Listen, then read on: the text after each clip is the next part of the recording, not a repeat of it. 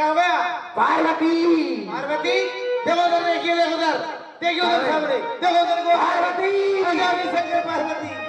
ओ हरिओम भगते गोविंदा बोलो प्यारे, हरिओम कंचन गोविंद बोलो प्यारे, प्यारे गोपाल बोले प्यारे, गोविंद बोलो प्यारे, गोपाल बोलो प्यारे। हरिओम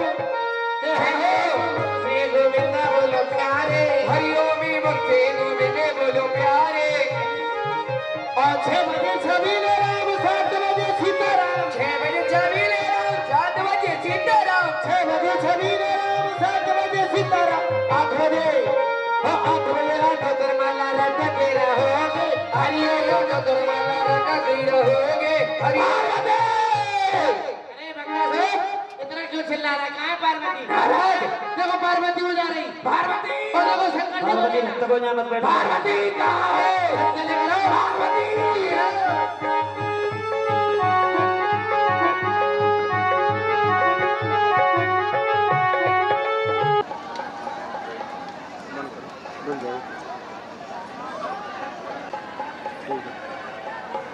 जो चाहिए तू मांग ले। आज घर अयोध्या में चार चार लाला प्रकट हुआ है, तुझे जो चाहिए मांग ले। क्या चाहिए? सरस्वती मैया जो भगवत रूप में है वो कहती है रुपया पैसा सोना चांदी ये सब हमें नहीं चाहिए।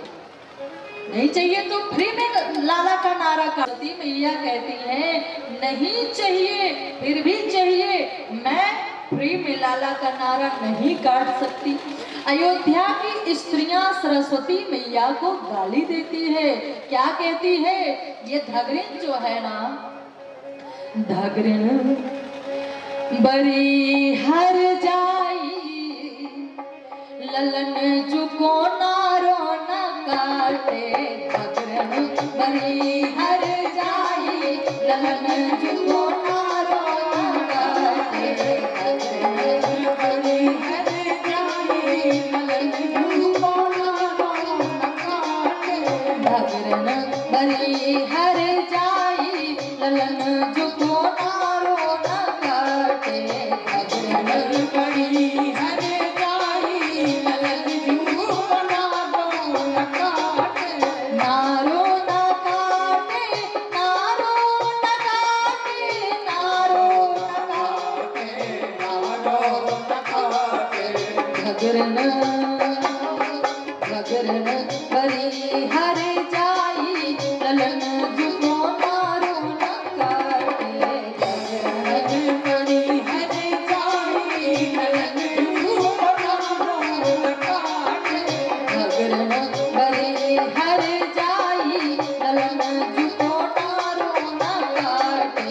धगरिन बरी हर जाई ललन जुको नारो न काटे। बोली श्यावर रामचंद्र भगवान की जय हो। अयोध्या की स्त्रियां सरस्वती मैया को गाली देती है। ये धगरिन कहती है नहीं भी चाहिए और चाहिए भी। अरे जल्दी से लाला का नारा काट दे। नारा काटने का मुहूर्त टला जा रहा है। नारा आप लोग समझते हो ना? नाभि। लेकिन सरस्वती मैया मचल जाती है। किसी ने कहा अरे तुझे पता भी है ये कौन है? अरे ये सरस्वती हैं, इन्हें तुम गाली देती हो।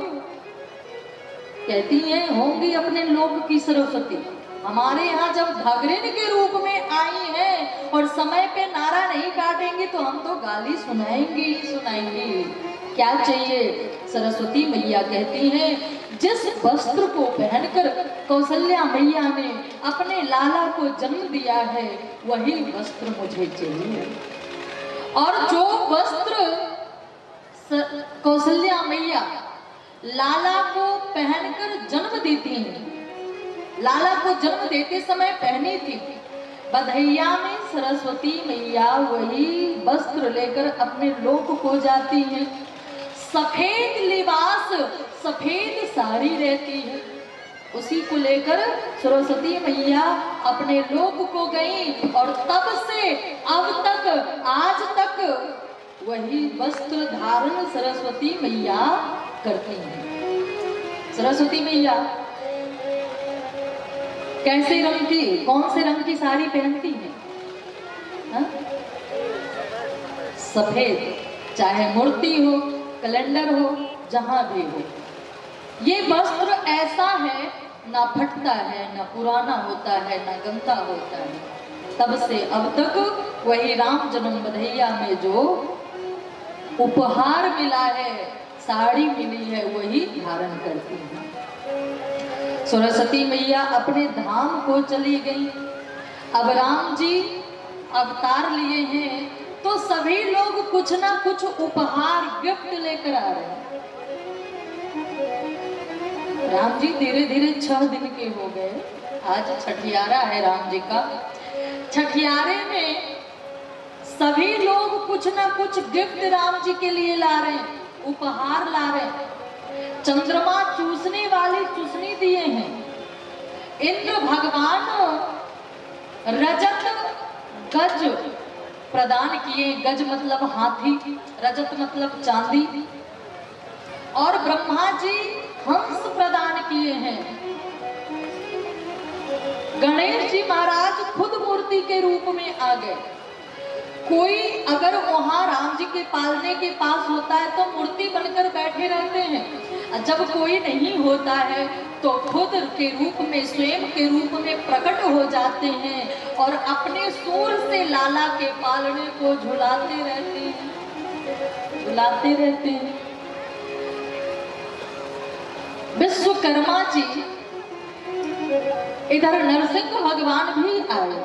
नरसिंह भगवान अपने नाखून को ही तोड़कर राम जी जन्म बधैया में उपहार में गिफ्ट देते हैं, उपहार देते हैं।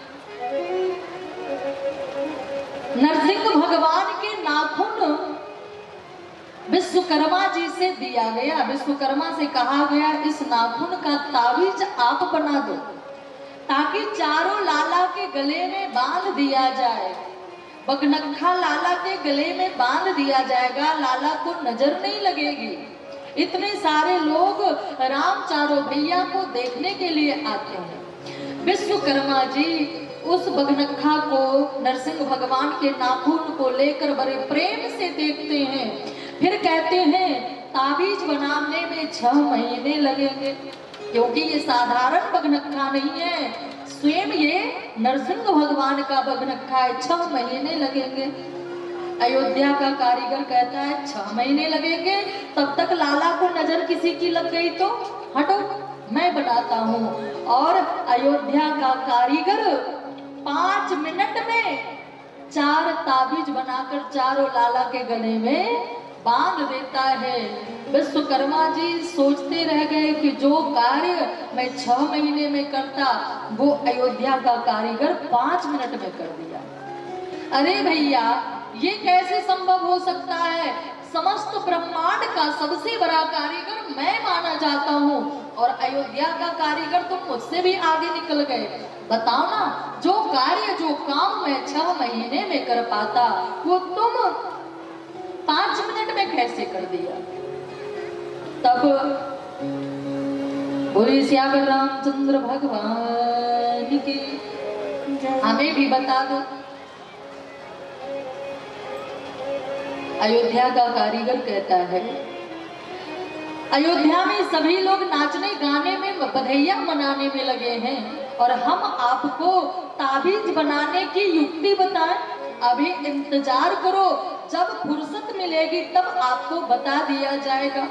और तब से अब तक, आज तक आप लोग अयोध्या गए होंगे तो अयोध्या में असरफी भवन है। असरफी भवन के बगल में ही विश्वकर्मा जी आज भी इंतजार कर रहे हैं। भक्तों को दया आई तो एक छोटा सा मंदिर विश्वकर्मा जी का वहीं बनवा दिया। आज भी उस मंदिर में विश्वकर्मा जी अभी तक इंतजार कर रहे हैं, अभी तक विराज रहे हैं। नारद बाबा को लगता है राम जन्म बधैया में सब लोग कुछ ना कुछ दे रहे हैं उपहार में, हमें भी देना चाहिए। क्या दें, हम तो संत हैं, अपने लिए आज तक एक कुटिया भी नहीं बनाया। सीधे सीता जी के पास पहुंच गए। साकेत लोक में श्री सीता जी किशोरी जी वैदेही जी अकेले बैठी हैं। नारद बाबा पूछते हैं, वैदेही अकेले बैठी हो?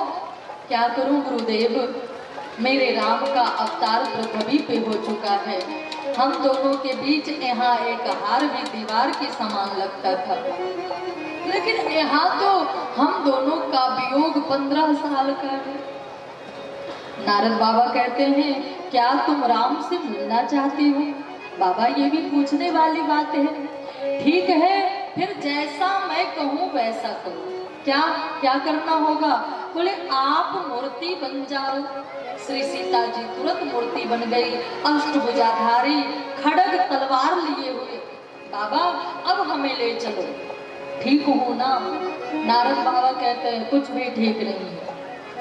अरे ये अष्टभुजाधारी दुर्गा मैया के रूप में मूर्ति बनी हो, कौन तुम्हें राम जी के पास रहने देगा? कहीं ले जाकर मंदिर में आपको स्थापित कर दिया जाएगा, रोज आरती होगी, पूजा किया जाएगा, राम जी के पास नहीं रहने दिया जाएगा। क्या करो? बोले मूर्ति बनो तो दुल्हन के रूप में, थोड़ा घूंघट निकाले हुए, इठलाते हुए, शर्माते हुए, मुस्कुराते हुए, गाल पे हाथ उंगली रखकर एकदम सुंदर सी प्यारी सी दुल्हन बनो, थोड़ा सा घूंघट निकाले हुए। श्री सीता जी मूर्ति बन गई, इठलाते हुए, शर्माते हुए, मुस्कुराते हुए। नारद बाबा लेकर आते हैं अयोध्या श्री सीता जी को मूर्ति के रूप में। राजा दशरथ देखते हैं, राजा दशरथ को लगता है इस शुभ मौके पे नारद बाबा क्या करने आ गए। कहो महाराज कैसे आना हुआ? नारद बाबा कहते हैं, राजन सभी लोग आ रहे हैं बधैया लेकर, मैं भी बधैया लेकर आया हूँ। अच्छा लाइए हमें दे दीजिए। मन ही मन सोचते हैं कि बहू को दे दूं ससुर के हाथ में। नहीं नहीं महाराज, आपको नहीं दे सकता। क्यों? क्योंकि ये आपके बड़े लाला के, कौशल्या के लाला के लिए है। ये कोई साधारण खिलौना नहीं है। अच्छा, इस खिलौने की क्या विशेषता है? बोले इस खिलौने की यही विशेषता है कि जो कौशल्या का लाला है उसके चरण में स्पर्श करवा दो, अगर वो खिलखिलाकर ना हंस दिया तो इस खिलौने को तोड़ मरोड़ कर फेंक देना। अच्छा, इतनी बड़ी विशेषता। हाँ, अब नारद बाबा राजा श्री दशरथ के पास गए, कौशल्या के महल में। राम जी पालने में घोर निंद्रा में सो रहे। नारद बाबा गए, उस खिलौने को राम जी के चरण में स्पर्श करवा दिए। राम जी की आंखें खुल गई, खिलखिलाकर हंस दिए। नारद बाबा राम जी से कहते हैं, राघव अब मत रोना। क्यों? तेरी दुल्हन बन आई खिलौना, अब मत रोना, तेरी दुल्हन बन आई खिलौना। और कहते हैं उस खिलौने को राम जी हमेशा अपने पास ही रखते हैं, कभी भी अपने से अलग नहीं करते। इधर नारद बाबा फिर पूरे अयोध्या घूम कर देखते हैं, सभी लोग बहुत प्रसन्न हैं। मास दिवस कर दिवस भा मरम न जाने इसको, और रथ समेत रवि था केऊ निशा कवन विधि हो। कहते मास दिवस कर 1 महीने का दिन हुआ, चंद्रोदय होता ही नहीं है। तब चंद्रमा राम जी से शिकायत करते हैं, प्रभु आप कहो ना सूर्य देवता से ये अस्त होंगे तभी तो हम उदित होंगे। हम भी चाहते हैं आपका दर्शन करें। राम जी कहते हैं, हे चंद्रमा, बोली सियावर रामचंद्र भगवान की।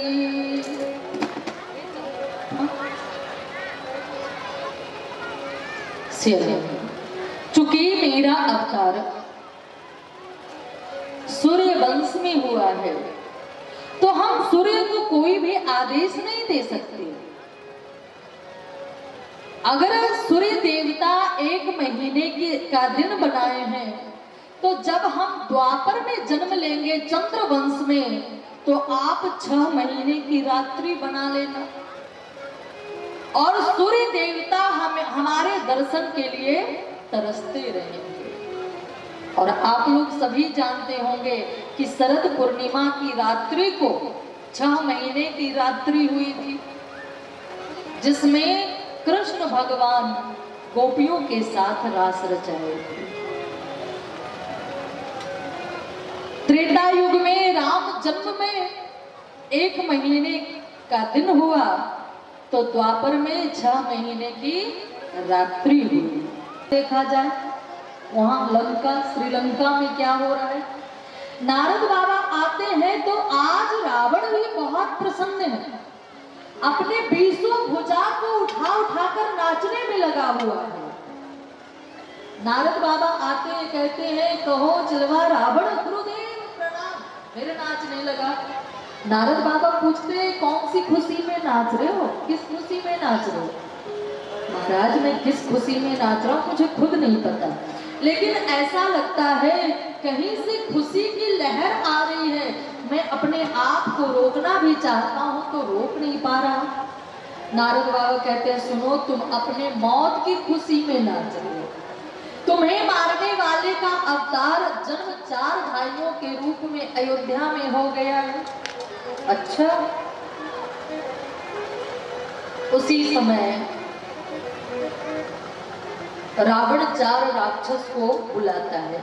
वज्रदंत, वज्रकाय, वज्रांग, वज्रूह चारों से कहता है कि मेरे दुश्मन का अवतार अयोध्या में 4 भाइयों के रूप में हो गया है। आप जाओ और 4 भाई को मारकर वापस लौटो। चारों राक्षस कहता है कि सबसे पागल आप हमें ही समझे हो। अरे अयोध्या की कोई ऐसी गली नहीं है जो कि लोगों से खाली है। सबके दृष्टि से अगर बचाकर चला भी गया तो वहाँ के जो कुल पुरोहित हैं, कुल गुरु हैं, उनके नजरों से बचना बहुत मुश्किल है। और हमारे नाम की आहुति अगर वो हवन कुंड में डाल दिए तो हमारी तो 7 पीढ़ी हवन कुंड में ही चली जाएगी। इसलिए मैं नहीं जाऊंगा। बोले श्यावर रामचंद्र भगवान की जय।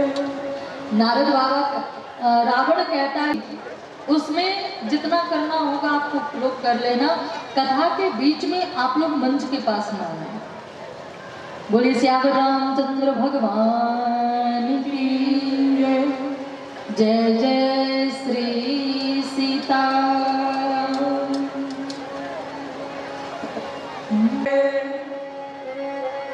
तो आप लोग अभी कथा सुन रहे थे कि चारों राक्षस कहता है सबकी दृष्टि से बचकर अगर हवन कुंड में चली जाएगी। रावण कहता है सुनो, थोड़ा हमसे दिमाग भी तो ले लो। क्या महाराज? बोले अभी राम चारों भैया का अवतार हुआ है, तो जितने भी देवी देवता हैं आकाश मार्ग से पुष्प वृष्टि कर रहे होंगे, फूल बरसा रहे होंगे। तुम चारों राक्षस कांटेदार गेंद के रूप में बदल जाना और चारों लाला के ऊपर चुभ जाना, मर जाएंगे चारों लाला। हाँ, ये हो सकता है। अब चारों राक्षस अयोध्या गया और देवताओं की टोकरी में मायावी राक्षस था, देवताओं की टोकरी में पुष्प बनकर, फूल बनकर चला गया। जैसे ही देवी देवता पुष्प वृष्टि करते हैं, रास्ते में कांटेदार गेंद के रूप में बदल गए। बीच में छोटी छोटी चमकीली चमकीली आंखें। राम जी अयोध्या के राजमहल के आंगन में पालने में खेल रहे, हाथ पैर फेंक फेंक कर बहुत सुंदर लग रहे हैं। बड़ी बड़ी आंखें। मैया, तीनों मैया अपने अपने लाला को मोटा मोटा काजल लगाती हैं, ढिठौना लगाती हैं। माथे पे राम हो या कृष्ण, उनकी मैया बचपन में माथे में मोर पंख लगाती थी, झबली पहनाती थी। राम जी बहुत सुंदर लग रहे हैं, बहुत सुंदर लग रहे हैं, बहुत सुंदर।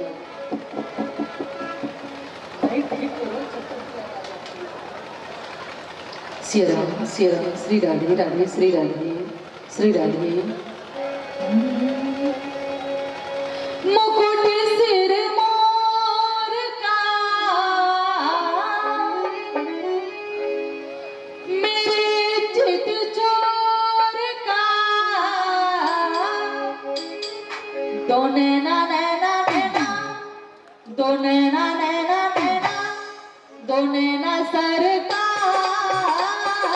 के कटिले है कटार के दो नैना सरकार के कटिले है कटार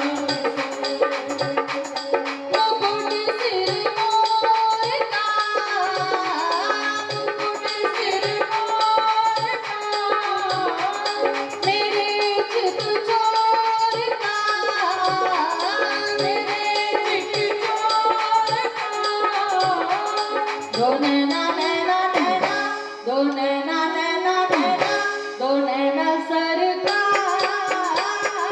के कटिले है कटार के। सभी ताली बजाते हुए गाएंगे।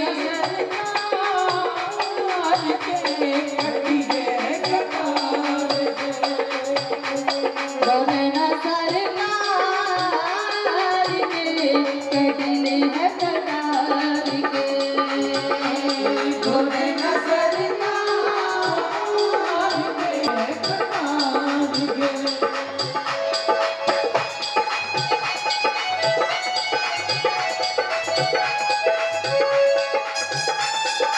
जय हो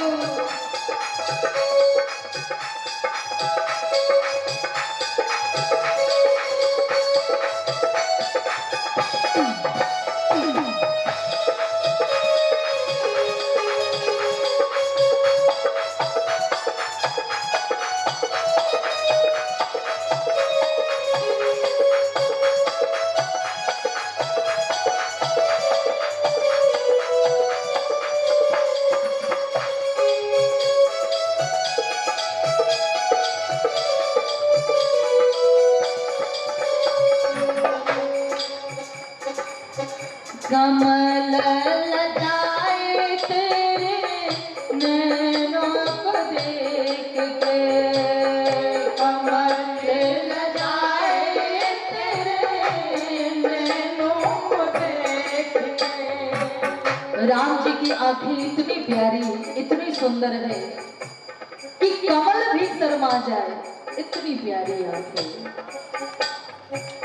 भोले घटाए तेरी कजरे की रेख पे भोले घटाए तेरी कजरे की रेख पे ये मुखरा निहार के ये मुखरा निहार के चांद सोनार के चांद सोनार के दो नैना नैना नैना दो नैना नैना नैना दो नैना सरकार के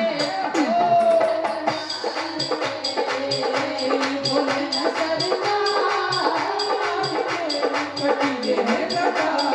के मुकुट सिर मोर का मुकुट सिर मोर का मेरे चित चोर का मेरे चित चोर का दो नैना नैना नैना दो नैना नैना नैना दो नैना सरकार के कटिले है कटार के दो नैना सरकार के कटिले है कटार के।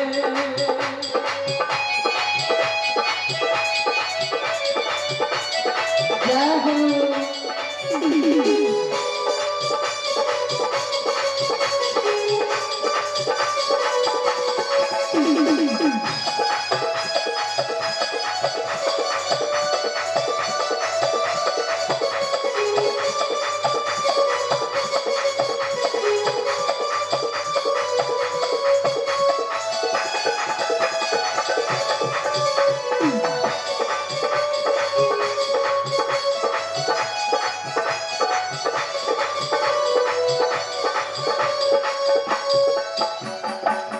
राघव लला नहीं उपमा तुम्हारी, राघव लला नहीं उपमा तुम्हारी, रमन बिहारी नहीं तुलना तुम्हारी, रमण बिहारी नहीं तुलना तुम्हारी, देखा न तेरे जैसा पहले अगारी, देखा न तेरे जैसा तेरे अगारी, दीवानों ने पुकार के, दीवानों ने पुकार के, कहा है विचार के, कहा है विचार के, दोने ना ना ना ना ना, दोने ना ना ना ना ना,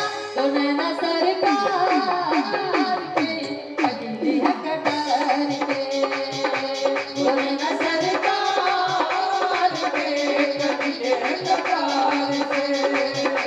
देखो, आप लोगों के हाथ में दही तो नहीं जम रहा है क्या? आप लोगों का हाथ फ्री है ना? कहीं बीजी तो नहीं है? एक गांव में जैसे आपके यहाँ कथा चल रही है, एक जगह कवि सम्मेलन का आयोजन रखा गया। और कवि सम्मेलन में क्या होता है, कवि लोग कविता बोलते हैं तो पीछे से वाह वाह इरशाद इरशाद बोला जाता है।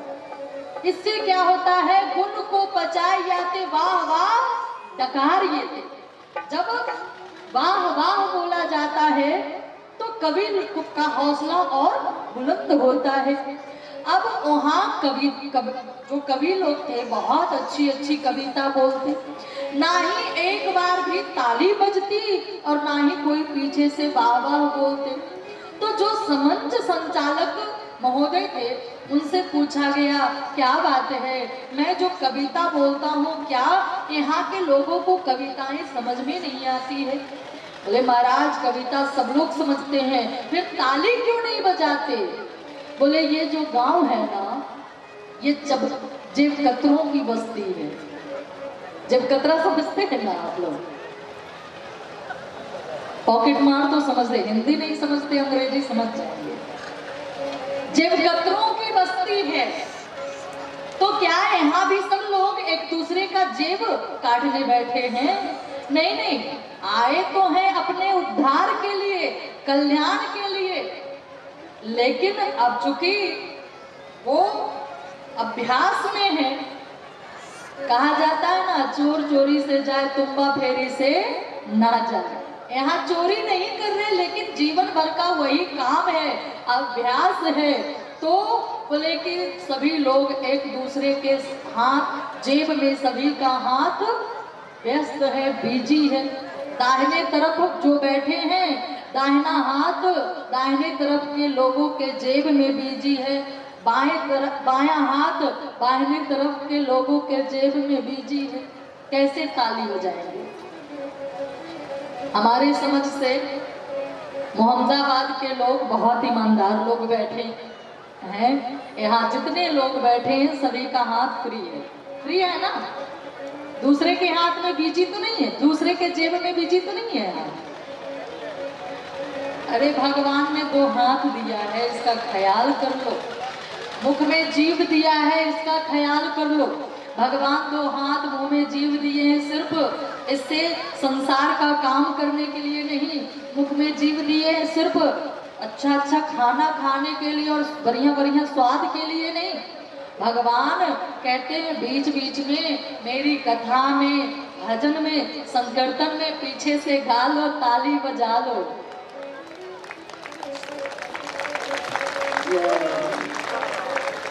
नहीं गाए नहीं बजाए तो अगले जन्म में समझते हो ना, हाँ दूल्हा बना देंगे। तो जो भी जिनका हाथ फ्री है सभी के हाथ ऊंचे होने चाहिए, सभी हाथ अपने अपने हाथ लंबे करेंगे और सभी कहेंगे क्या, दो नैना सरकार के, दिल रखतार के, दो नैना सरकार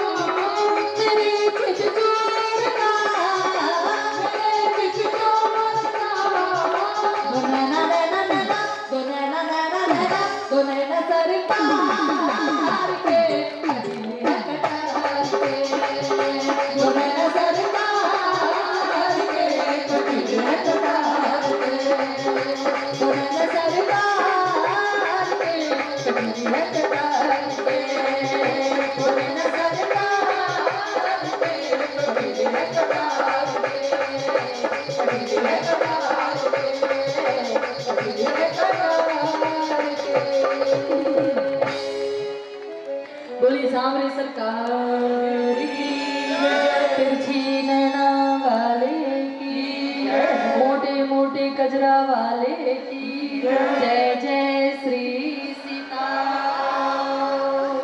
राम चारों भैया राजमहल के आंगन में पालने में शयन कर रहे, सो रहे हैं, और चारों राक्षस फूल बनकर राक्षसों देवताओं की टोकरी में चला गया है। और जैसे पुष्प को संभालना, पीली पीली झबली और श्वेत श्वेत पहुंचिया, हिलत बाह प्यारी लागे, नीलमणि कूचिया, टुकुर मुकुर हेरन की पूछो कछु हालना, और छटा को निहार जरा होश को संभालना। कृष्णा कृष्णा राधे राधे, राधे श्याम राधे श्याम, श्याम श्याम राधे राधे।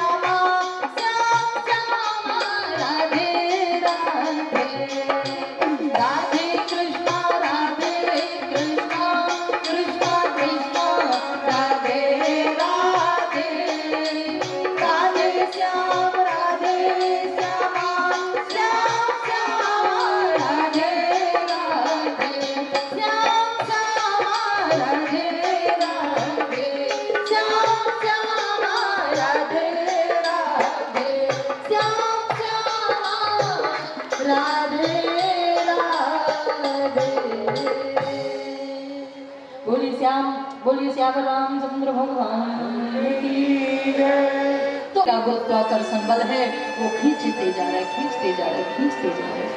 और जैसे ही पास आया, राम चारों भैया जो हाथ पैर फेंक फेंक कर खेल रहे थे, चारों राक्षस को एक एक लात मारे, जाकर चारों राक्षस कैलाश पे गिरा। जो कांटा नुकीला लंबा लंबा कांटा निकाला था राम जी को चुभाने के लिए, राम चारों भैया को चुभाने के लिए, वो कांटा चारों राक्षस के पेट में ही वापस उल्टा अपने ही पेट में चुभ गया। चित्कार करते हुए कैलाश के ऊपर गिरा। भोले बाबा के चरण में शरण में भोले बाबा कहते, कौन है रे, क्यों सुबह सुबह शोर मचा रहे। चारों राक्षस भोले बाबा से कहता है, कराते हुए महाराज देखो ना आपका चिलवा क्या स्थिति कर दिया। मेरा चेला? हाँ, रावण आप ही का चेला है ना। उसी ने कहा जाओ अयोध्या जाकर राम चारों भैया को मार कर आओ। जो कांटा हम निकाले थे चारों भैया राम को चुभाने के लिए, वो मेरे ही पेट में चुभ गया है। भोले बाबा कहते हैं, जैसी करनी वैसी भरनी, अब मरो। बोले महाराज हम मर जाएंगे, इसकी चिंता नहीं है। फिर काहे की चिंता है? बोले वो राम चारों भैया बहुत सुंदर है, बहुत सुंदर है। हम चाहते हैं कि एक बार फिर से दर्शन हो। जैसे राम चारों भैया एक एक लात मारे, हम आकर कैलाश पे गिरे, वैसे ही हे भोलेनाथ हम चारों राक्षस को आप एक एक लात मार दो, ताकि हम जाकर अयोध्या के राजमहल के आंगन में जाकर गिरे और राम का दर्शन फिर से कर सके। भोले बाबा कहते हैं, सुनो, इस जन्म में अब दोबारा दर्शन राम का तुम्हें नहीं मिल सकता है, क्योंकि तुमने राम से दुश्मनी किया है। अब दोबारा दर्शन नहीं मिल सकता। लेकिन चूंकि तुम्हारा अंत समय है, तुम मरने वाले हो, और अंते यामति सागति, अंत समय में जीव के मन में जो इच्छा होती है, इच्छा की पूर्ति के लिए पृथ्वी पे वापस आना पड़ता है। तो जा, मैं तुम चारों राक्षस को आशीर्वाद देता हूँ कि यही राम जी जब द्वापर में कृष्ण बनकर अवतार लेंगे, तुम चारों राक्षस कदम का वृक्ष बन जाना, कदम का पुष्प बन जाना, और तुम्हारे ऊपर राम जी कृष्ण रूप में खूब लीला करेंगे और तुम खूब दर्शन करना, आनंद उठाना। वही चारों राक्षस कदम का वृक्ष बना, कदम का पुष्प बना, और राम जी है कृष्ण रूप में कदम के ऊपर, सब लोग जानते हैं खूब लीला करते हैं। इधर मैया पार्वती से भोले बाबा कहते हैं, हे देवी और एक कहाँ निज चोरी, और एक निज चोरी, और एक कहाँ निज चोरी, और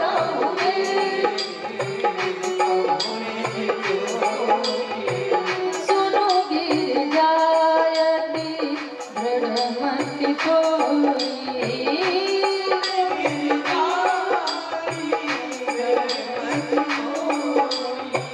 काग भुसुंडी संग हम दो,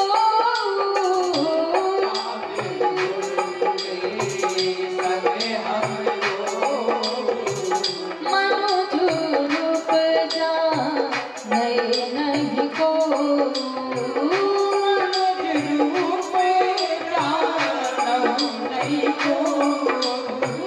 मनुज रूप जा नहीं नहीं को,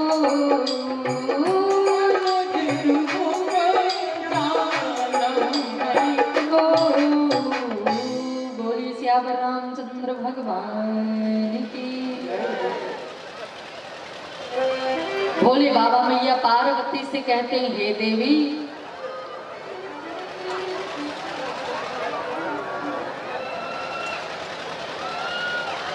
मैंने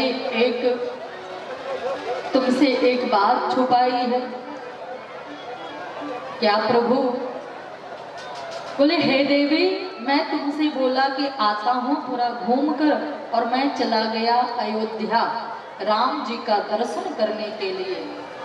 मैया पार्वती कहती हैं, प्रभु आप मुझे क्यों नहीं ले गए? हे देवी आपको कैसे लेकर जाता, आपको मोह की बीमारी है। पिछले जन्म जब आप सती थी आपको लेकर गया था ना कथा सुनने अगस्त ऋषि के पास, और आपको ऐसा मोह हुआ कि दूसरा ही जन्म हो गया, पार्वती बन गई आप। और यहाँ तो राम जी छोटे से बालक के रूप में है, यहाँ तो रोना गाना खूब लंबी प्रक्रिया यहाँ चल रही है। फिर कहीं आप भ्रम में ना आ जाए, मोह ना हो जाए आपको। भैया पार्वती कहती हैं, अच्छा आप अकेले गए थे क्या? नहीं नहीं, काग भुसुंडी संग हम दो। अगर किसी के घर में चोरी करनी है तो उस घर का कोई एक सदस्य अपने साथ मिल जाए तो चोरी करना आसान हो जाता है। अच्छा किसको लिए साथ में? बोले कि काग भुसुंडी जी को, जो राम जी के पालने पे बैठकर 24 घंटे राम जी को एक टक टक टक करके देखा करते हैं, देखते रहते हैं, उन्हीं को बुला लिया। इसी वेश में गए थे? बिल्कुल नहीं। किस वेश में गए? बोले अवध एक आदमी आयो, बूढ़ो बड़ो प्रमाणिक ब्राह्मण शंकर नाम कहायो। अवध एक आदमी आयो। भोले बाबा बूढ़े ब्राह्मण का वेश धारण किए, बूढ़े संत का वेश धारण किए, और नाम रखे शंकर दत्त शर्मा। काग भुसुंडी कहते हैं गुरुदेव का नाम शंकर दत्त शर्मा, तो चेला का नाम काग भुसुंडी शास्त्री। अब दोनों गुरु चेला चल दिए हैं दर्शन के लिए। अयोध्या में बहुत लंबी लाइन लगी है, बहुत लंबी लाइन लगी है। महाराज भोले बाबा भी जाकर लाइन में लग गए। सुबह से शाम हो गया, जैसे ही राजमहल के द्वार तक पहुंचते धक्का खाकर फिर सरयू किनारे, फिर लाइन में लगते, जैसे राजमहल के द्वार तक पहुंचते फिर धक्का खाकर सरयू किनारे। 4-5 दिन तो ऐसे व्यतीत हो गया। भोले बाबा कहते काग भुसुंडी अब ऐसे दर्शन नहीं होने वाला है, तो क्या किया जाए गुरुदेव? बोले मैं ध्यान लगा कर बैठता हूँ, तुम चौकन्ना रहना। बोले ठीक है। अब भोले बाबा ध्यान लगा कर बैठ गए और राम जी से शिकायत करते, वाह प्रभु खुद तो पालने में झूल रहे हो और हम यहाँ धक्का खा रहे हैं, कोई उपाय करो कि हम आपका दर्शन आराम से कर सकें। जैसे भोले बाबा प्रार्थना करते हैं, इधर राजमहल में राम जी रोना शुरू कर दिए, रोए जा रहे रोए जा रहे रोए जा रहे, चुप होने का नाम ही नहीं ले रहे। कौशल्या मैया कहती है जाने मेरे लाला को क्या हो गया, ये इतना रो क्यों रहा है? कौन सी न मार दियो रे टोना, मेरो मचलो राम सलोना। कौन सी न मार गई रे टोना, मेरो मचलो राम सलोना। कौन सी न मार दियो रे टोना, मेरो मचलो राम सलोना। कौन सी न मार दियो रे टोना, मेरो मचलो राम सलोना। कौन सी न मार दियो रे टोना, मेरो मचलो राम सलोना। मचलो राम सलोना, मचलो राम सलोना, मचलो राम सलोना। कौन सी न मार दियो रे टोना, मेरो मचलो राम सलोना।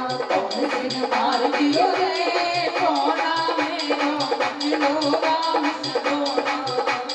रोई रोई उधम करे सब घर में, रोई रोई उधम करे सब घर में, रोई रोई उधम करे सब घर में, रोई रोई उधम करे सब घर में। दियो सब तोरी खिलौना, कौन सी न मार दियो रे टोना, मेरो मचलो राम सलोना। कौन सी न मार दियो रे टोना, मेरो मचलो राम सलोना।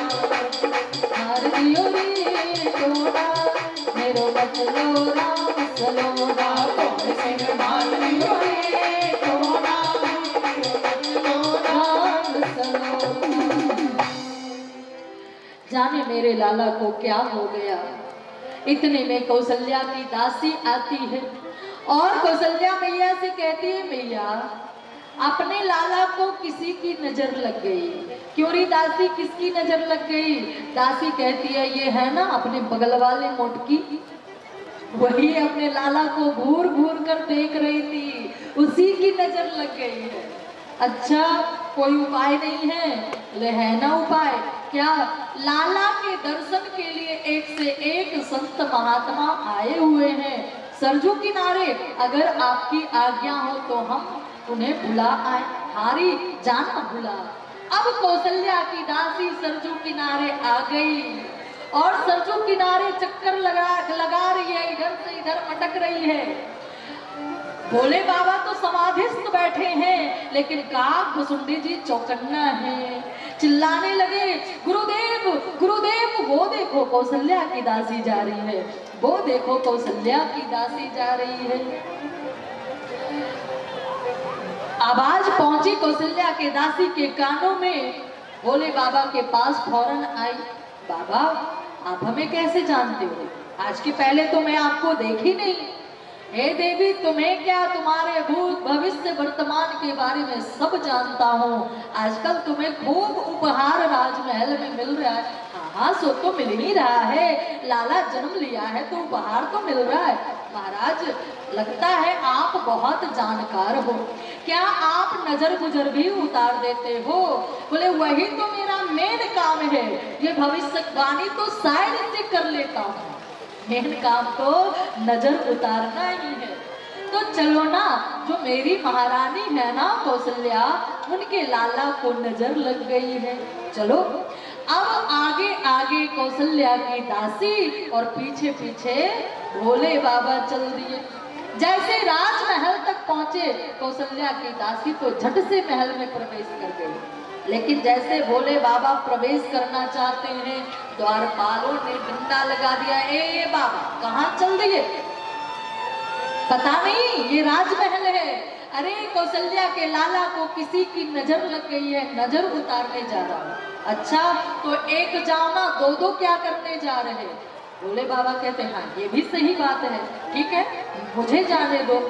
अब भोले बाबा जैसे ही राजमहल में प्रवेश करना चाहते हैं, काकभुसुंडी जी रोने लगे, वाह गुरुदेव हम कितना बढ़िया राम जी के पालने के ऊपर बैठकर दर्शन करते थे राम का, बुला लिए अब अकेले अकेले चल दिए, मैं भी आपका चेला हूँ। ए द्वारपाल किसे भेज दिए अंदर? ये तो बुढ़े हैं बुढ़े, इनकी नजर भी कमजोर हो चुकी है, ये भला झाड़ फूक क्या करेंगे, इन्हें कुछ दिखाई ही नहीं देता। अच्छा बिल्कुल नहीं। अब काकभुसुंडी भोले बाबा को पीछे कर दिया, ए बाबा आप जानते नहीं, चल दिए। काकभुसुंडी को महाराज आप जाओ आगे, आप जाओ आप। काकभुसुंडी राजमहल में प्रवेश किए। अब भोले बाबा वाह चेला गुरु गुरु और चेला चीनी बनकर चल दिया, लेकिन मैं भी तुम्हारा गुरु हूँ, अपना दिमाग लगाऊंगा। ए द्वारपाल अरे किसे भेज दिए राजमहल में? वो तो मेरा नौकर है, नौकर आज ही मैं उसे नौकरी पे रखा हूँ, नियुक्त किया हूँ, वो तो मेरा झोला टांगने वाला है, भला वो क्या झाड़ फूक करेगा? अच्छा वो नहीं करेगा, बिल्कुल नहीं। बोलिए सियावर रामचंद्र भगवान की। अब भोले काकभुसुंडी को पीछे किया गया, कभी गुरुदेव आगे तो चेला पीछे, चेला आगे तो गुरुदेव पीछे, आगे पीछे ऐसे ही चल रहा है। काकभुसुंडी भोले बाबा से कहते गुरुदेव कोई उपाय करो ना कि हम दोनों अंदर जा पाए, क्योंकि अकेले ना मैं आपको जाने दूंगा ना आप मुझे जाने दोगे। भोले बाबा कहते हाँ चेला ये भी तुम सही बोले। सुनो द्वारपाल क्या है ना, मैं सच में बुजुर्ग हो चुका हूँ, लेकिन मैं झाड़ फूक का मंत्र तो मैं ही जानता हूँ, और ये मेरा चेला है, ये मंत्र कम जानता है, थोड़ा पढ़ा लिखा कम है, लेकिन इसकी दृष्टि बहुत तेज है। ये क्या है ना, ये भाग्य की रेखा, हाथ की रेखा पढ़ कर बताता है, और मैं मंत्र से झाड़ फूक करता हूँ, इसलिए हम दोनों को अंदर जाना जरूरी है। तो द्वारपाल कहता है कि इतनी देर से नहीं बता पा रहे थे, बिना मतलब में टाइम बर्बाद किए, ठीक है जाओ। दोनों राजमहल में प्रवेश किए। आज अयोध्या की गलियों में घूमे जोगी मतवाला, अलख निरंजन खड़ा पुकारे, देखूंगा तेरो लाला रे मैया, देखूंगा तेरो लाला। आज अयोध्या की गलियों में घूमे जोगी मतवाला, आज अयोध्या की गलियों में घूमे जोगी मतवाला, अलख निरंजन खड़ा पुकारे, देखूंगा तेरो लाला रे मैया, देखूंगा तेरो लाला, देखूंगा तेरो लाला। जय हो।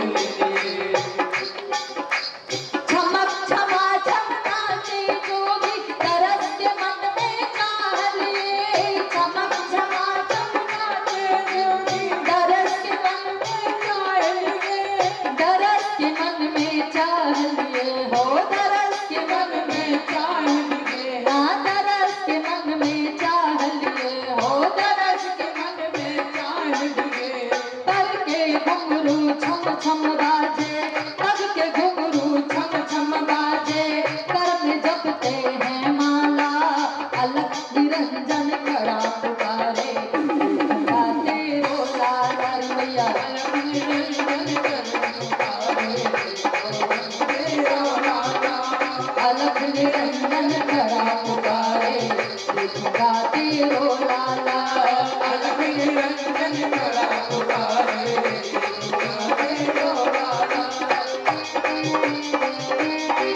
जय हो।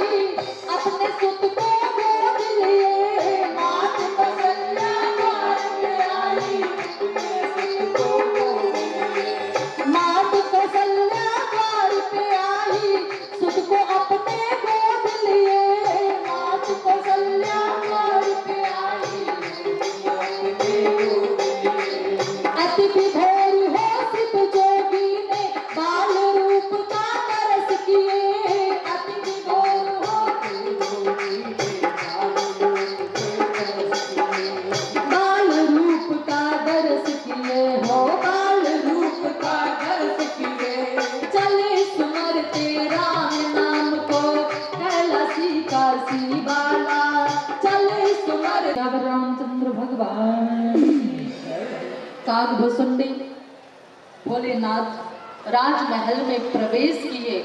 कौशल्या मैया राम को अपने गोद में लेकर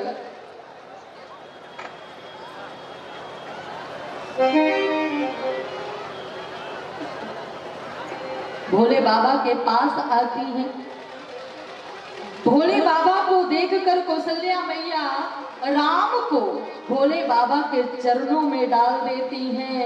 भोले बाबा हड़बड़ा कर पीछे हटे। कागभुसुंडी जी भोले बाबा के कमर में हाथ लगाए। ए बाबा, साधु वेश में आए हो, पैर छुपाने में परेशानी हो रही है, पोल पट्टी खुलवाना है क्या? चरण में मैया राम जी को डाल देती हैं। भोले बाबा पूछते हैं क्या हुआ मैया? कौशल्या मैया कहती हैं बाबा देखो ना, मेरे राम को किसी की नजर लग गई है, आप नजर उतार दो। भोले बाबा कहते हैं नजर तो मैं उतार दूंगा, लेकिन आपको अपने लाला को मेरे गोद में देना होगा। कौशल्या मैया कहती हैं बाबा दक्षिणा कम पड़े तो ज्यादा ले लेना, लेकिन मैं किसी बाबा के गोद में अपने लाला को नहीं देने वाली। और देखो आपके गले में सांप लटक रहा है, बिच्छू रेंग रहा है, मेरा लाला डर जाएगा। मन ही मन भोले बाबा कहते हैं मैया तेरा लाला तो 1000 मुख वाले सर्प के ऊपर शयन करता है, ये छोटे मोटे सर्पों से डर जाएगा। भोले बाबा कहते मैया नहीं डरेगा, लेकिन जब तक अपने लाला को मेरे गोद में नहीं दोगी तब तक मैं नजर नहीं उतार सकता। कौशल्या मैया कहती है जरूरी है क्या? बोले जरूरी नहीं, बहुत बहुत जरूरी है। आपको अगर अपने लाला की नजर उतरवानी है तो आपको अपने लाला को मेरे गोद में देना ही होगा। कौशल्या मैया कहती है ठीक है बाबा, ध्यान रहे मेरे लाला को ज्यादा घूर घूर कर मत देखना, नहीं तो एक नजर उतरी नहीं तुम्हारी नजर और लग जाएगी। बोले बाबा कहते हैं ठीक है, नहीं देखूंगा। और कौशल्या मैया जैसे राम जी को भोले बाबा के गोद में देती हैं, भोले बाबा एक टक लगाकर राम जी को देखने लगे, सो लग गई समाधि।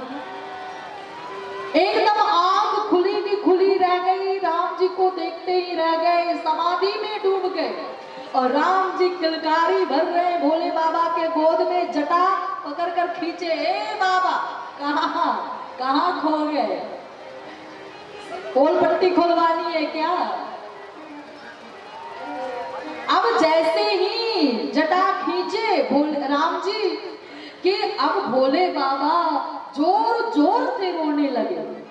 राम जी बिल्कुल चुप हो गए, भोले बाबा जोर जोर से रोने लगे। कौशल्या मैया डांटती, ए बाबा हट, चुप, शर्म नहीं आती? अरे मेरा लाला रो रहा था, वो बालक है, उसको कोई कष्ट होगा, पीड़ा होगी, बता नहीं सकता, इसलिए रो रहा था। आप तो समझदार हो, आप बता सकते हो, आप क्यों रो रहे हो? भोले बाबा कहते मैया री, तुम्हारे लाला के माथे पे जो नजर थी उसे उतारकर मैं अपने माथे पे ले लिया। अगर मेरा रोना तुझे इतना बुरा लग रहा है तो कहो ये नजर उतारकर वापस तेरे लाला के सर पे डाल दूं। कौशल्या मैया कहती है नहीं नहीं, ऐसा मत करना, आप साधु महात्मा जीवन भर रोते रहो, मेरा क्या चाहता है, लेकिन मेरे लाला के माथे पे दोबारा मत डाल देना। भोले बाबा कहते हैं कि तो मेरा रोना तुझे अच्छा भी नहीं लगता, तेरे लाला के माथे पे वापस ये नजर डालूं भी नहीं, हाँ कोई और उपाय है तो बाबा बताओ ना। बोले यही उपाय है कि आपके लाला के छोटे छोटे कोमल कोमल चरण हैं। बोले हाँ है। तो बोले कि मेरे माथे को देखो। क्या देखो? लंबी लंबी जटाएं, और क्या है उसमें? बिच्छू रेंग रहा है, या और क्या देखो? देखो कैसे सांप जीलम लपा रहा है, और क्या देखो बाबा? बोले मैया तू सांप बिच्छू को ना देख, मेरे माथे पे ये जो चांद है ना, चांद को देख। इस चांद पे तुम अपने लाला के चरण को स्पर्श करवा दे, मेरे माथे पे जो नजर है वो नजर भी हट जाएगी। कौशल्या मैया कहती है हाँ ये हो सकता है। राम जी के छोटे छोटे चरण कौशल्या मैया भोले बाबा के माथे पे स्पर्श करवा देती हैं। भोले बाबा राम जी से कहते हैं प्रभु जब मैं आया था आप मुझे प्रणाम किए थे, अब आपका चरण मेरे मस्तक पे स्पर्श हो गया, अब मैं आपको प्रणाम कर लिया, हिसाब किताब बराबर हो गया।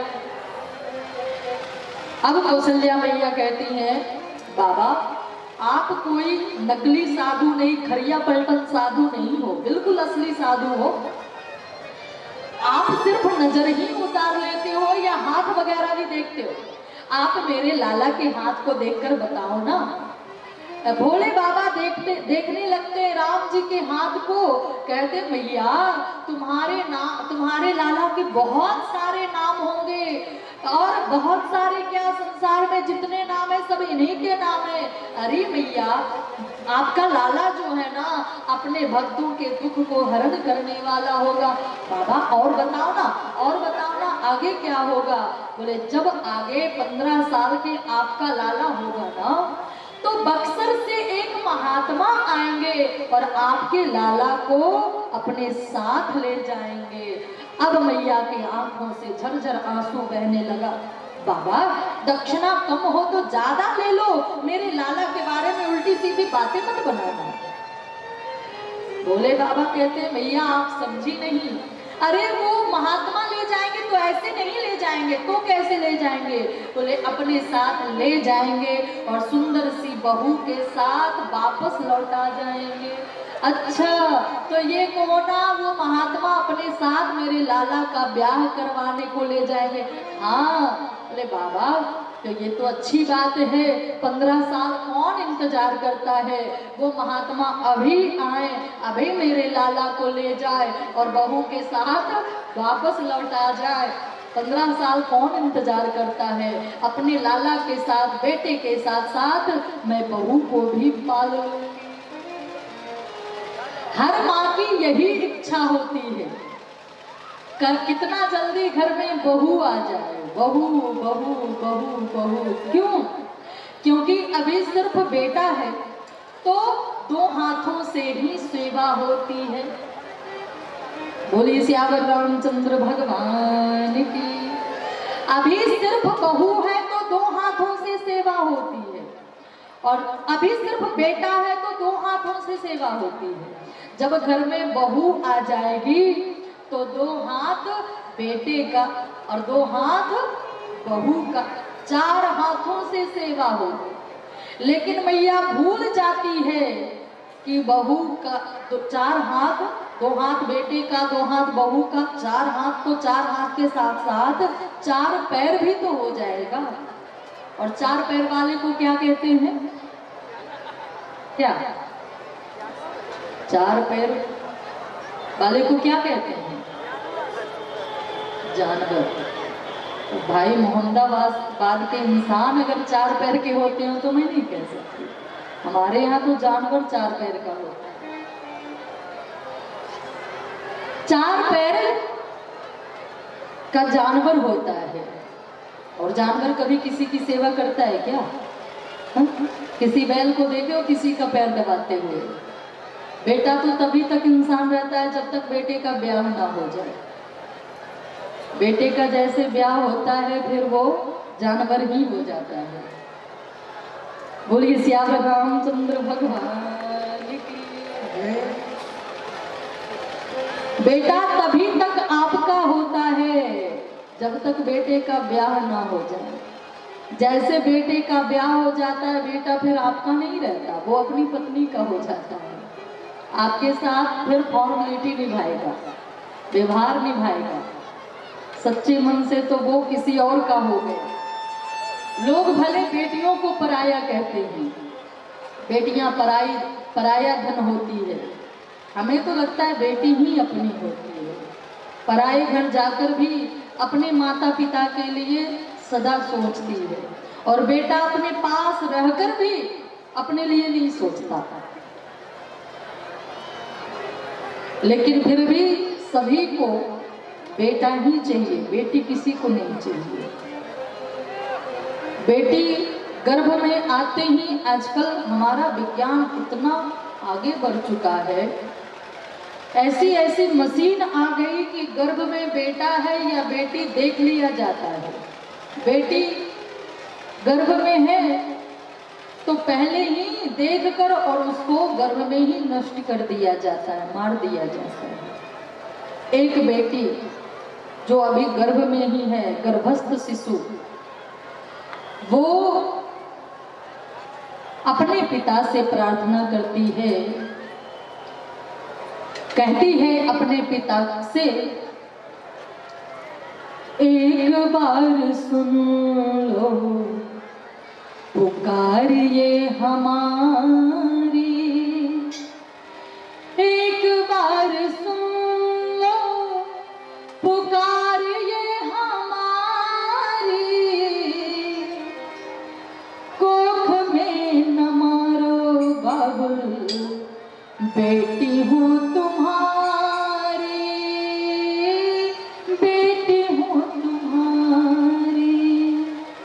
हे बेटी, हे बाबुल, बाबुल हमें कोख में मत मारो, मैं तो आपका ही अंश हूँ।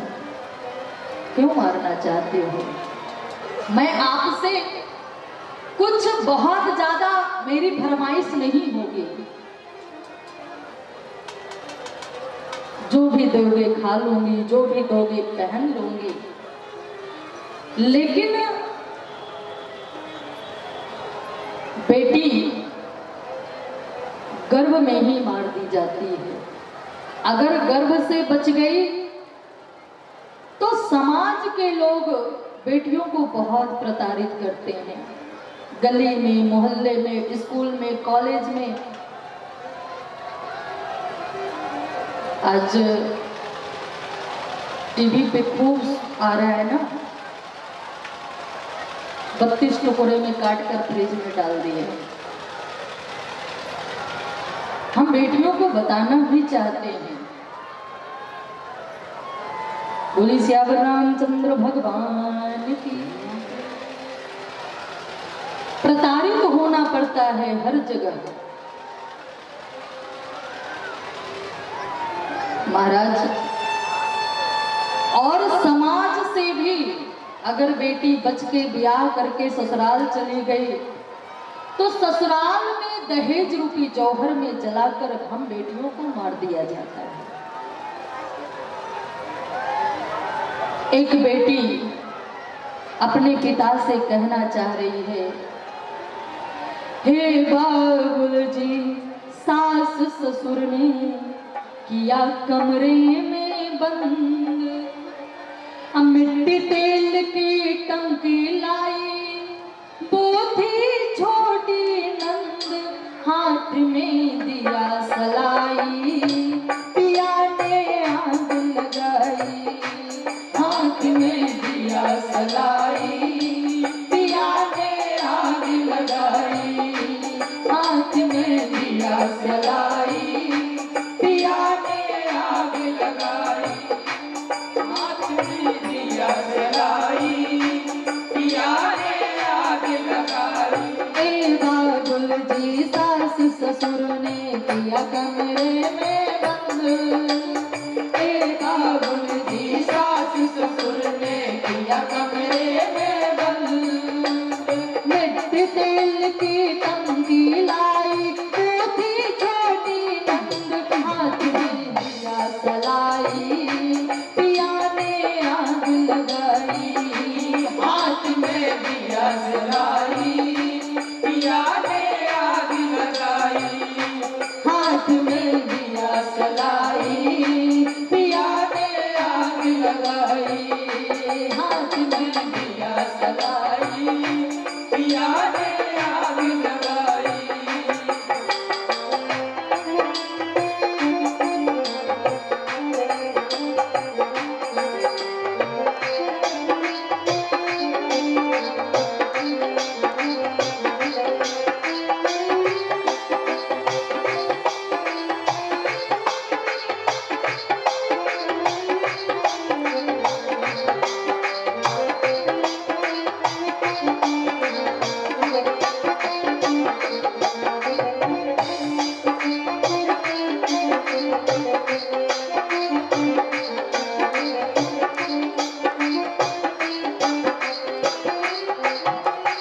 एक लाख मांगा था 90 ही दे पाए, 1 लाख मांगा था 90 ही दे पाए।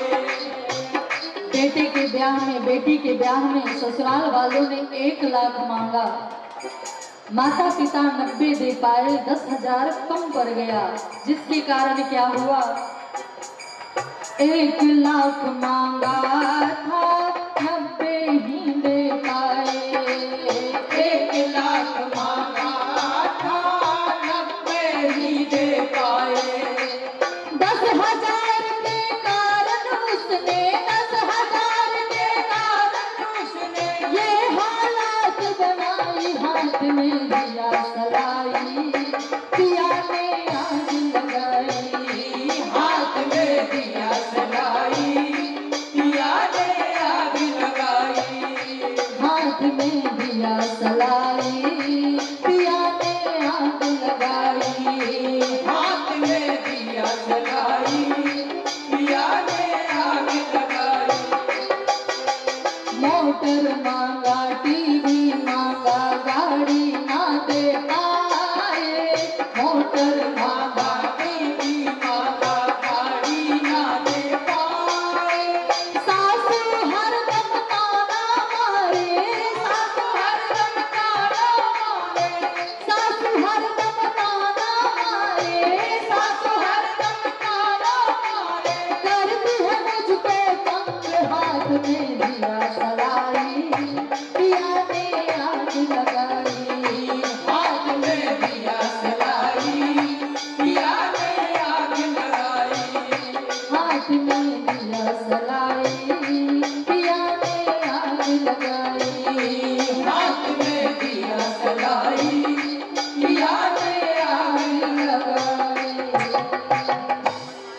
सियावर रामचंद्र भगवान की।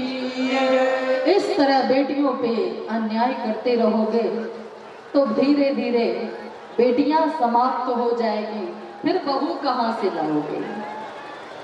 बोलिए सियावर रामचंद्र भगवान की। तो हर माँ की यही इच्छा होती है, कितना जल्दी घर में बहू आ जाए, बहू आ जाए। क्यों? क्योंकि बहू आएगी तो सेवा करेगी। लेकिन जब घर में बहू आ जाती है तब मैया की शिकायत करो, अरे सुनो, अरे मेरा बेटा तो इतना अच्छा था, लेकिन जब से घर में ये चबौनी बहू आई है ना, मेरे बेटा को बिगाड़ के रख दी।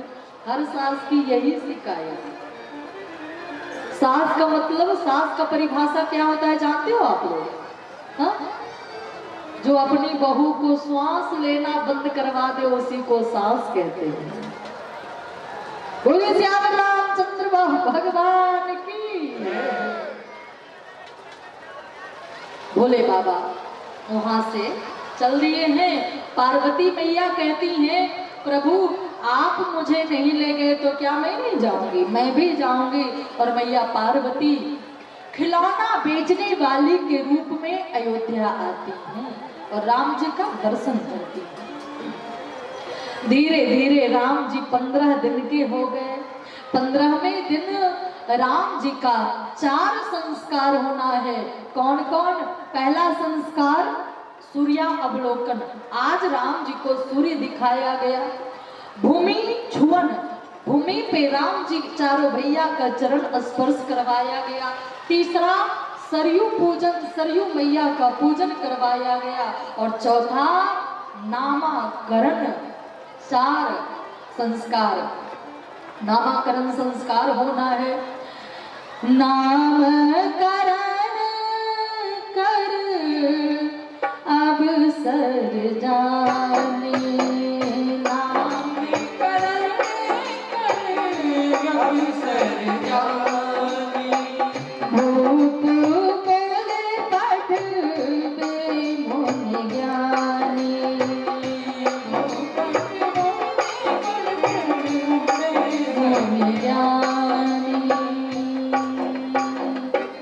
नामकरण कर अवसर जाने, भूप बोल पठवे मुनि ज्ञानी।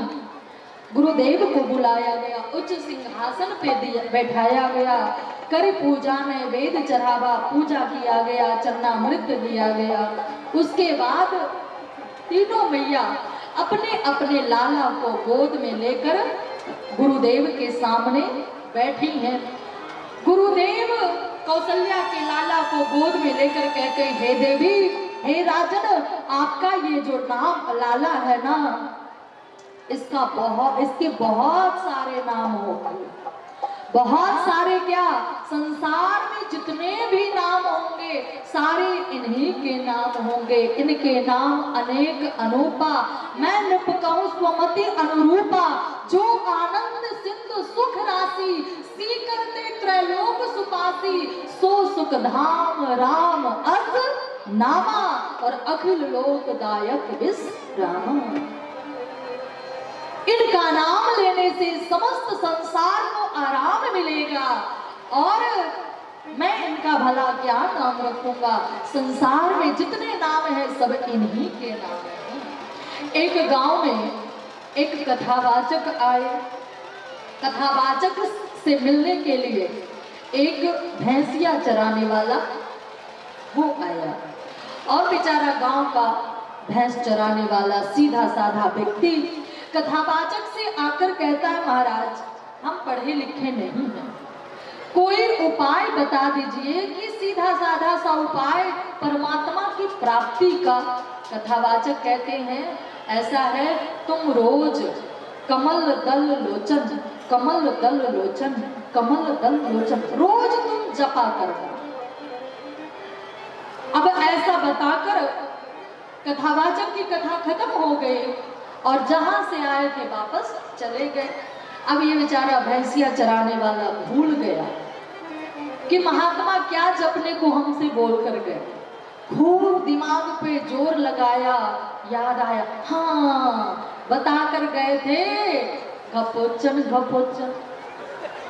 अब रोज जपा करे, निरंतर जपा करे, 1 मिनट के लिए भी ना भूले। घपोचन घपोचन घपोचन घपोचन घपोचन घपोचन। एक दिन विष्णु भगवान लक्ष्मी मैया से कहते हैं, पृथ्वी पे एक भक्त में हमें बहुत याद करता है, निरंतर मेरा नाम जपता है देवी, आज मुझे पृथ्वी पे भक्त को दर्शन देने जाना है। प्रभु आपका भक्त कौन है?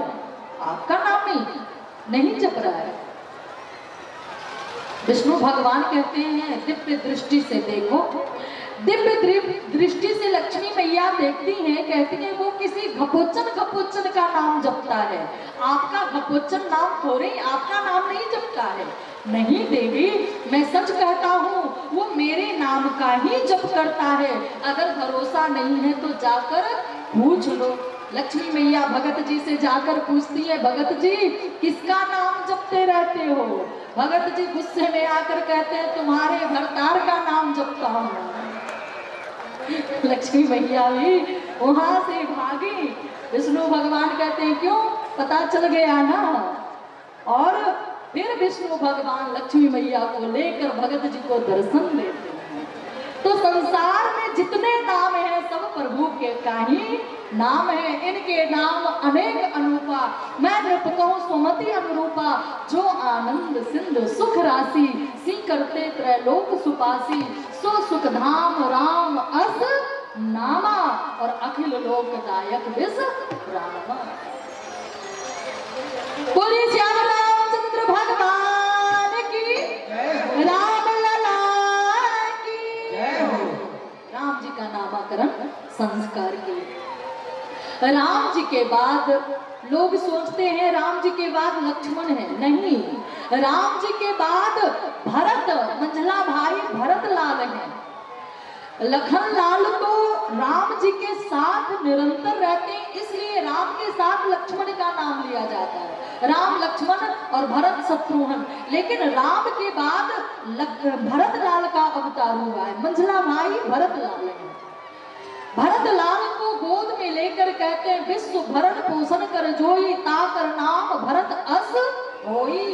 ये जो लाला है ना, इनका नाम लेने से विश्व का भरण पोषण होगा। अब कुछ लोग सोचते हैं कि भरत का नाम लेने से विश्व का भरण पोषण कैसे हो सकता है। कहते हैं कि भरत जी विष्णु भगवान के आंशिक रूप थे, आंशिक अवतार थे। और विष्णु भगवान का काम क्या है? भरण पोषण करना, पालन करना। इसलिए भारत का नाम लेने से विश्व का भरण पोषण होगा। ऐसे लाला का नाम मैं भरत रखता हूँ। बोलिए भरत जी महाराज की। उसके बाद भरत के बाद लखन लक्ष्मण का नामकरण संस्कार होना चाहिए था, लेकिन लक्ष्मण का नहीं, शत्रुघ्न का पहले होता है। क्यों? क्योंकि सुमित्रा मैया के 2 लाला। अब सुमित्रा मैया दोनों लाला को दोनों गोद में लेकर बैठी हैं।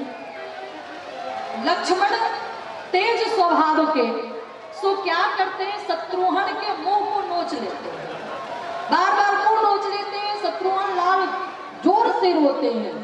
सो सुमित्रा मैया कौशल्या मैया के पीछे ले जाकर लखन लाल को सुला देती है, क्योंकि लखन लाल एक बार इतना रोते हैं, रोए जा रहे हैं।